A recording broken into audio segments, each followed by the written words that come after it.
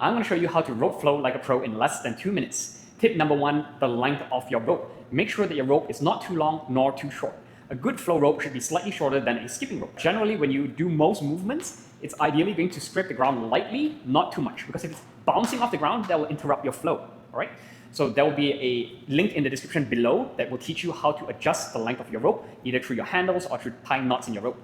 Tip number 2, how you hold the rope. Your grip should be an okay over the handles. There are some alternative grips, but you can get into that later. Just start with a simple light okay over the handles, and make sure you're not gripping them too tight because you want the rope to be able to move and adjust itself. Otherwise, it will kink up and become a bit tangled as well.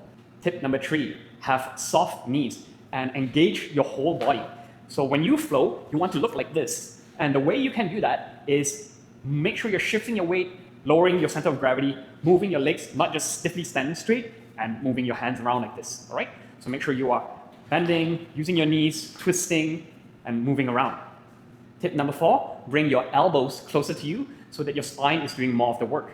Because it's not a hand-based movement like this, but you want to have your spine twist and get some of that rotation, right? So if you bring your elbows close, that forces your back to turn a bit more. Tip number 5, counter-rotate. So what is counter-rotation? Remember, when you're walking, you're not walking like this. When you're walking, you walk with opposite hand, opposite leg. And counter-rotation allows you to have more of that twist in your core and allow you to exercise your spine a bit more.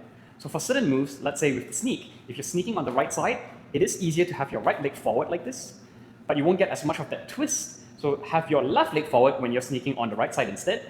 Not only does it look better, it gives you a better workout by engaging your core with that rotational movement. Not too sure what rope to start with. I recommend getting a standard flow rope that's about 12 millimeters to about 16 millimeters. So that's about half an inch to 3/4 of an inch. Why a flow rope? Yes, you can definitely start with a skipping rope, but skipping ropes are typically too light, especially the PVC ones. And because it's too light, it won't give you enough of that feedback, so you can't feel or tell where the rope is in relation to your body. A good flow rope is also more durable than a regular skipping rope. It should last you about 3 to 4 years if you flow every day on a smooth surface. And don't start with a heavy rope, even if you are fit and you think you can manage it. Generally, heavy ropes, they are great for strength training, but not so great for learning moves. You'll tire out too quickly and you tend to overcompensate with bad form. If you are looking for a new rope, I do sell them as well. The link to my shop and a 10% discount will be in the description down below.